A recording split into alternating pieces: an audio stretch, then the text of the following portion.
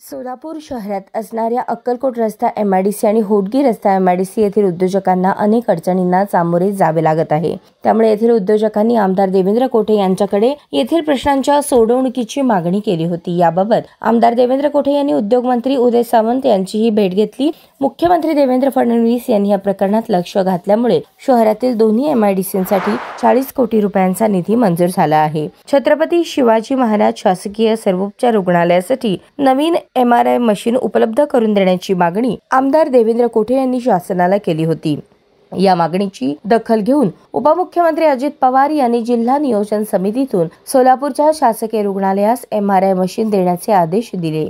सोलापूर शहराला पाणीपुरवठा करणाऱ्या पाकणी येथील जलशुद्धीकरण केंद्रासाठी वन विभागाची जागा हस्तांतरित करण्याची आग्रही भूमिका आमदार देवेंद्र कोठे यांनी शासनाकडे मांडली। याबाबत मुख्यमंत्री देवेंद्र फडणवीस यांनी अत्यंत सकारात्मक प्रतिसाद देत पुढील कार्यवाहीचे आदेश दिले आहेत। आमदार देवेंद्र कोठे यांनी शहरातील नागरिकांच्या सोयी सुविधा विषयक प्रश्नांना सोडवणुकीसाठी पुढाकार घेतला असून शासन पातळीवर पाठपुरावा केल्यामुळे त्यांच्या प्रयत्नांना यश मिळत आहे। राज्याचे ग्रामविकास मंत्री आणि सोलापूर जिल्ह्याचे पालकमंत्री जयकुमार गोरे यांनी सोलापूर शहरातील प्रश्नांवर उपाययोजना करण्यासाठी विशेष सहकार्य केल्याचे आमदार देवेंद्र कोठे यांनी सांगितले। आमदार देवेंद्र कोठे यांच्या माध्यमातून मुख्यमंत्री देवेंद्र फडणवीस यांनी सोलापूरच्या विकास कामात लक्ष घातल्यामुळे सोलापूरकरांनी मुख्यमंत्री देवेंद्र फडणवीस यांचे आभार मानले आहेत।